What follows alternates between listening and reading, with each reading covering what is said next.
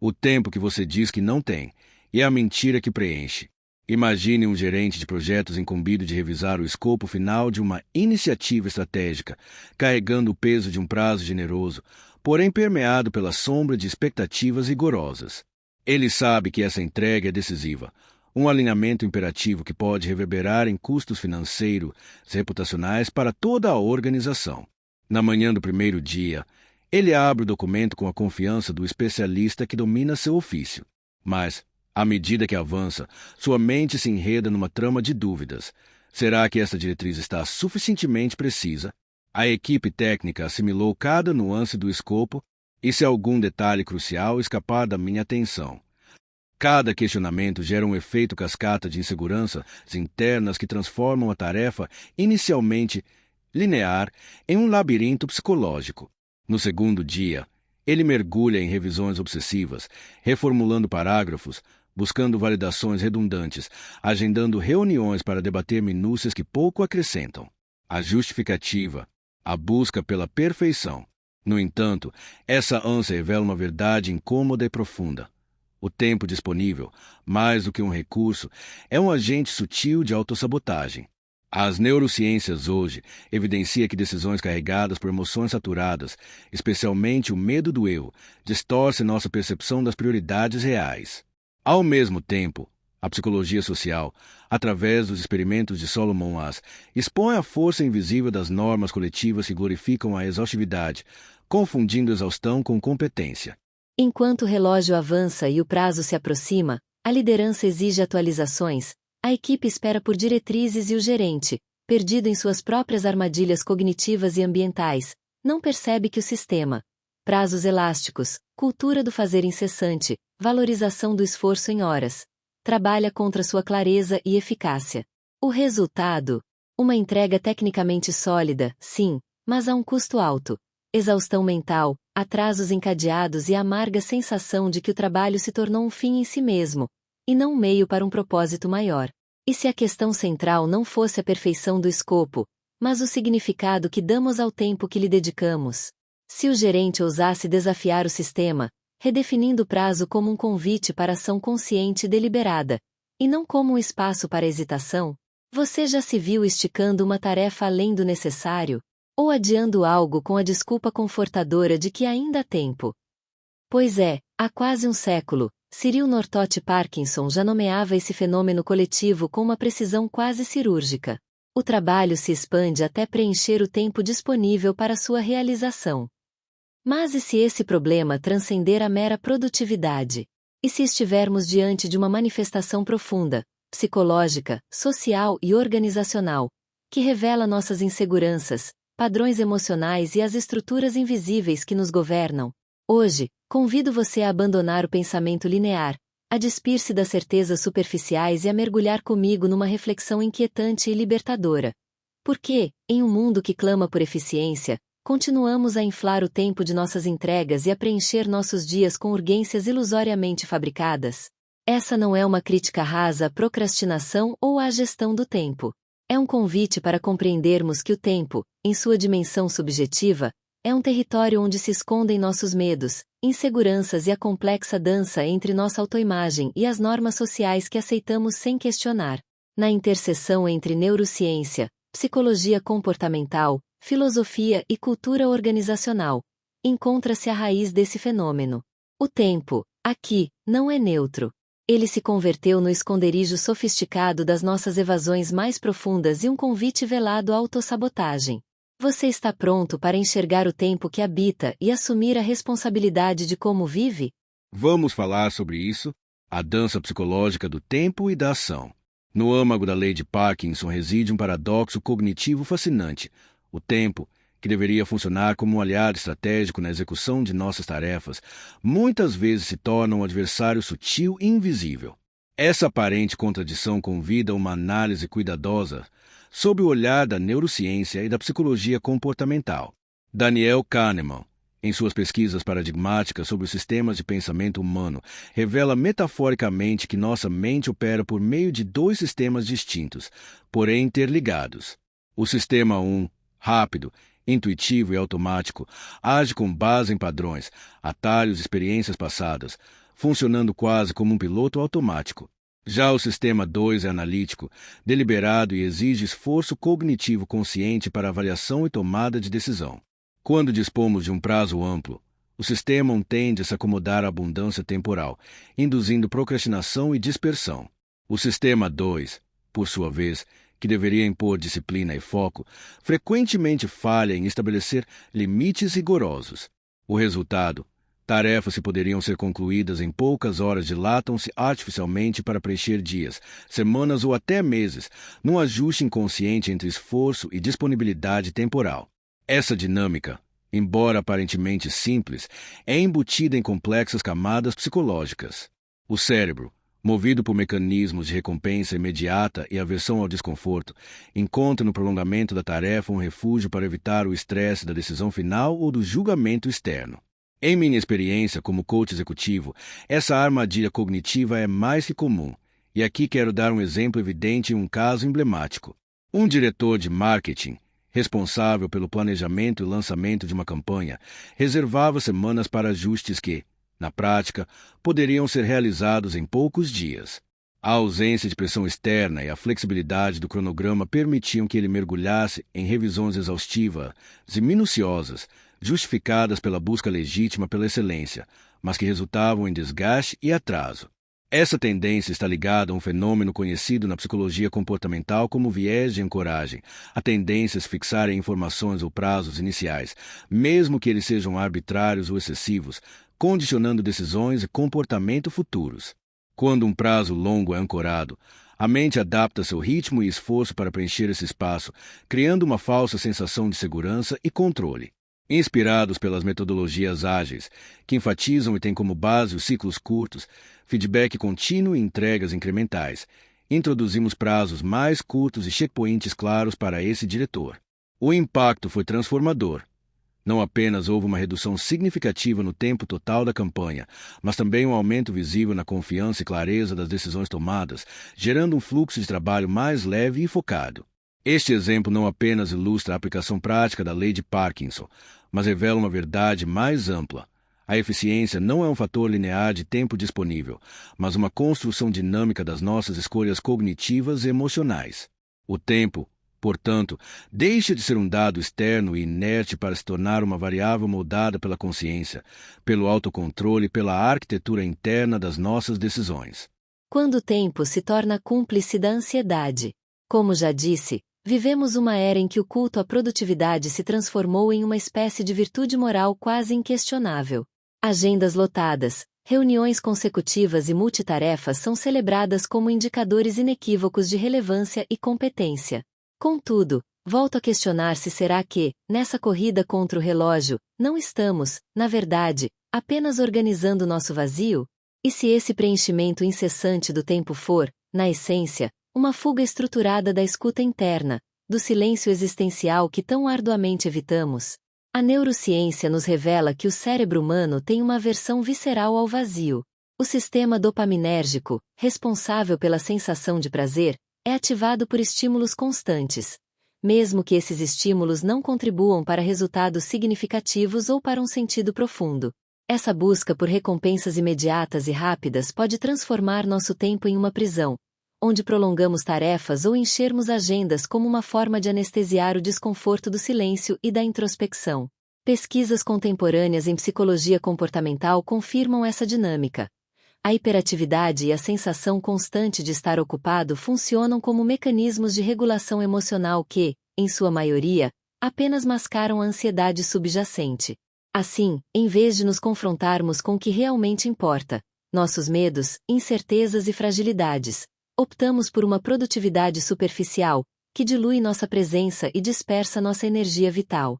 No ambiente corporativo, essa realidade se manifesta em jornadas exaustivas e em um ciclo vicioso onde o estar ocupado é confundido com valor real, gerando desgaste emocional e reduzindo a capacidade de tomada de decisões conscientes. Aqui, a autossabotagem ganha roupagem sofisticada.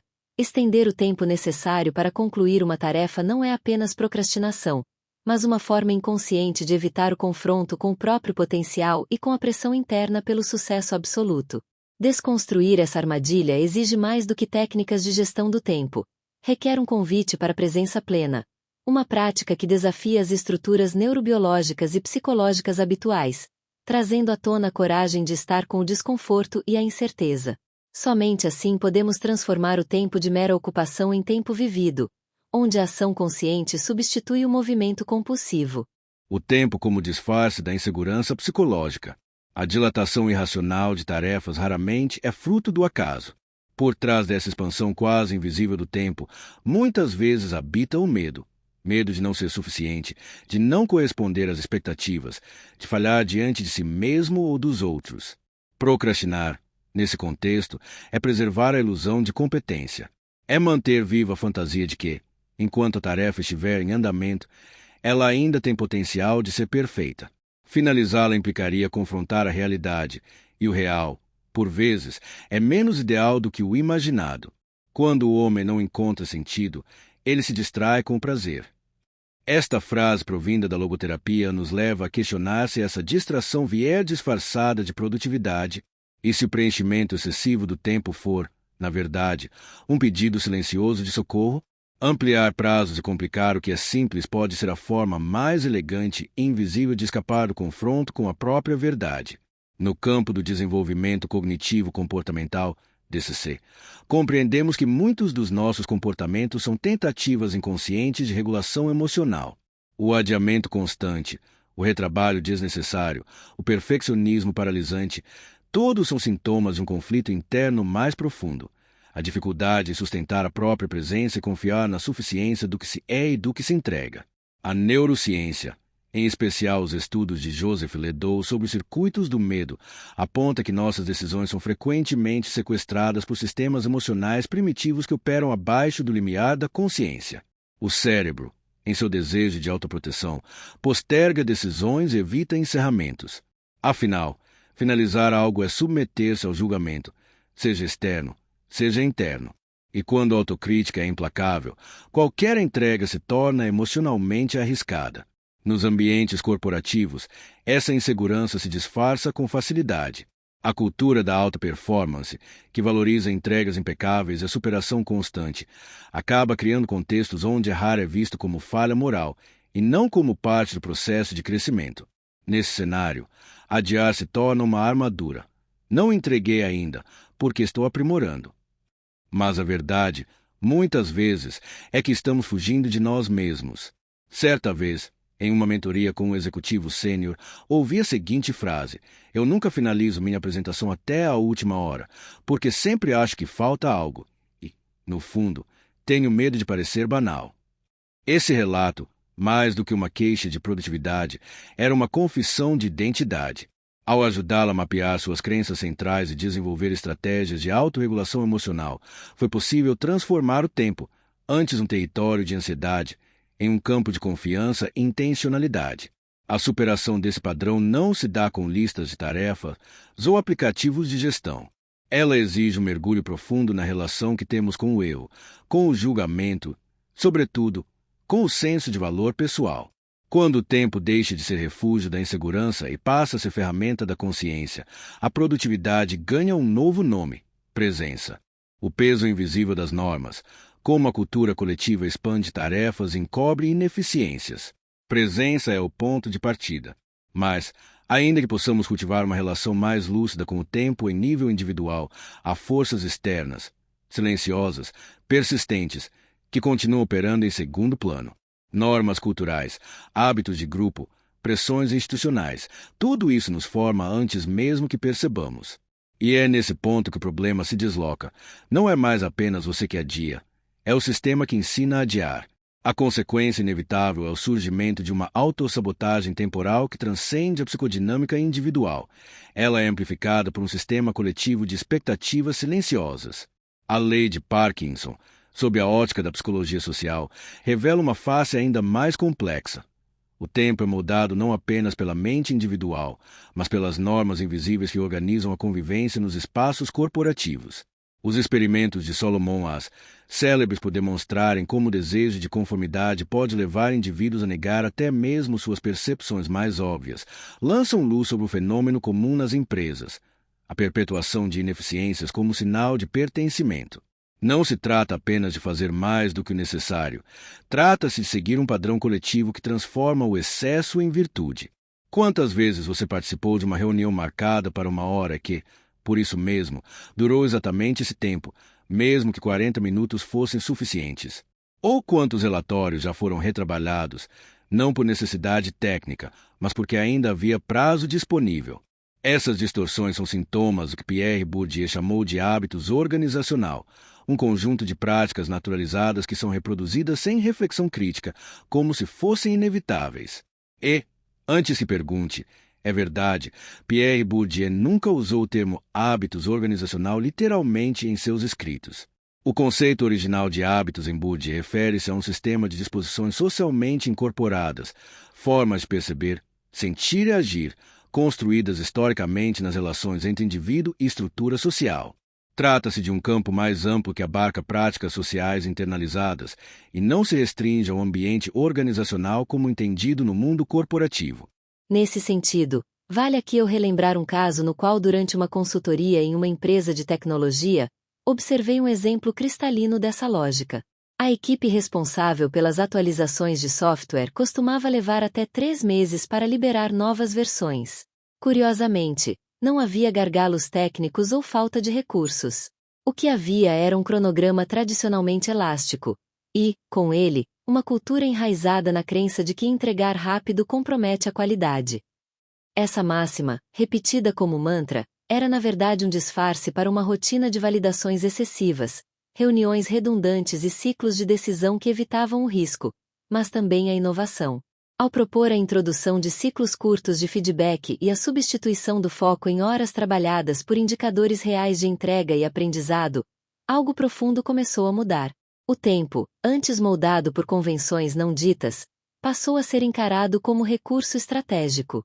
Em poucas semanas, a equipe reduziu em 60% o tempo médio entre versões, ganhou agilidade e, o mais importante, recuperou o senso de autoria sobre seu ritmo de trabalho. A lei de Parkinson, nesse contexto, não é uma maldição natural, mas uma consequência de normas herdadas e raramente questionadas. O problema não está apenas em quanto tempo se tem para entregar algo, mas em como se legitimou culturalmente que esse tempo precisa ser preenchido até a última gota. O desafio, portanto, não é apenas individual, é sistêmico. Criar culturas que autorizem a entrega eficiente, a decisão enxuta e o encerramento ágil, mesmo que isso desafie o tempo padrão estabelecido.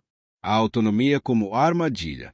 Vivemos em uma era que celebra a autonomia como conquista máxima da modernidade.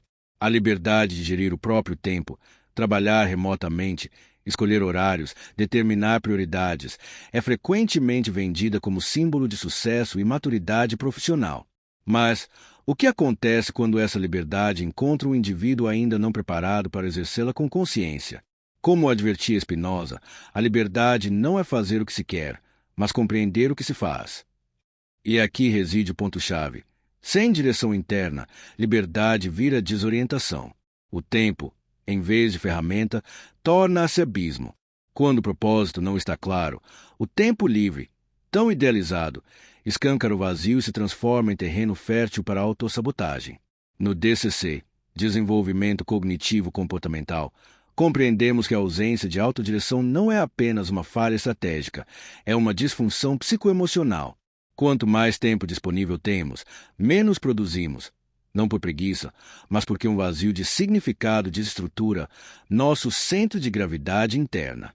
O não sei por onde começar frequentemente esconde o não sei por que estou fazendo. Henry Bergson nos oferece uma lente preciosa. O tempo não é apenas medida cronológica, é experiência subjetiva. Não vivemos no tempo do relógio, mas no tempo da consciência. E se essa consciência está fragmentada, assombrada por dúvidas, inseguranças ou desconexão com o propósito, o tempo se torna um campo onde fazer é usado para evitar o ser. Expandimos tarefas para adiar decisões. Preenchemos agendas para fugir da escuta interna. Tornamos o movimento contínuo um substituto precário da presença real. E nesse ponto, nem hack de produtividade nem métodos ágeis oferecem solução completa. O que se exige é uma pergunta anterior: por que estou fazendo isso? Só quando o porquê é claro, o como se organiza. E o quanto o tempo deixa de ser uma prisão invisível para tornar-se uma escolha deliberada, onde o tempo habitado é um reflexo do sentido assumido. Entre Cronos e Kairos, o tempo como escolha consciente. Por fim, quero aqui trazer para reflexão a própria mitologia grega, onde Cronos é o tempo que avança sem pausa, régua implacável que mede, cobra e esgota. É o tempo do relógio, do prazo, da contagem regressiva. Já Kairos é o tempo da oportunidade, da percepção do momento certo, não porque ele se encaixa no cronograma, mas porque ele pulsa com sentido. Na lógica de Cronos, corremos contra o tempo. Na de Kairos, habitamos o instante com inteireza. Hoje, em uma sociedade saturada por agendas lotadas e metas fragmentadas, resgatar o Kairos é um ato de resistência. Precisamos de profissionais que saibam pausar com consciência, sustentar o incômodo do silêncio, e fazer o que precisa ser feito, não quando há tempo, mas quando há presença. Precisamos de líderes, educadores, terapeutas, gestores e pensadores organizacionais que consigam diferenciar urgência de importância, movimento de propósito, produtividade de relevância. Porque não é a velocidade que transforma o mundo, é a intencionalidade lúcida das escolhas que fazemos ao longo do caminho. O tempo que você habita é o tempo que lhe escreve. O tempo não é neutro. Nunca foi. Ele não apenas nos acompanha, ele nos esculpe. A forma como ocupamos revela quem somos, o que tememos, o que evitamos, principalmente, o quanto ainda nos desconectamos do que realmente importa. Vivemos ocupados demais para ouvir a própria alma, entregues a metas que não escolhemos. Afiamos a produtividade e embotamos o propósito. Acreditamos que gerenciar o tempo é dominar o externo. Mas a verdadeira revolução começa quando reconhecemos. O tempo que habitamos é o espelho exato do nosso estado interior. Se você não habita o tempo com consciência, ele será preenchido por ruídos, demandas alheias e urgências fabricadas. Você será tragado pelas engrenagens da pressa e confundirá movimento com direção, ação com presença, ocupação com sentido. Mais do que técnicas ou ferramentas, é preciso coragem para sustentar o vazio, lucidez para discernir o essencial, maturidade para dizer não ao que só preenche, e sim ao que realmente expande. Porque o tempo que você tenta administrar já está administrando você. E se você não assumir o leme da própria consciência, o relógio tomará o leme da sua existência. Então, permita-se perguntar com profundidade. Item que parte sua está esticando tarefas para evitar encerramentos. Item que ferida ainda confunde perfeição com pertencimento. Item que urgência está anestesiando sua escuta mais genuína. Uma última pergunta, talvez a mais importante. Você está gastando tempo, ou está escrevendo sua história com ele? Se essa leitura tocou algo em você, então talvez o tempo esteja te pedindo outra coisa. Menos pressa, mais presença, menos fazer, mais ser. E se quiser dar o próximo passo rumo a uma vida mais lúcida, profunda e coerente, estou aqui para caminhar ao seu lado. O tempo não passa. Nós é que passamos por ele e deixamos para trás o que não tivemos coragem de enfrentar.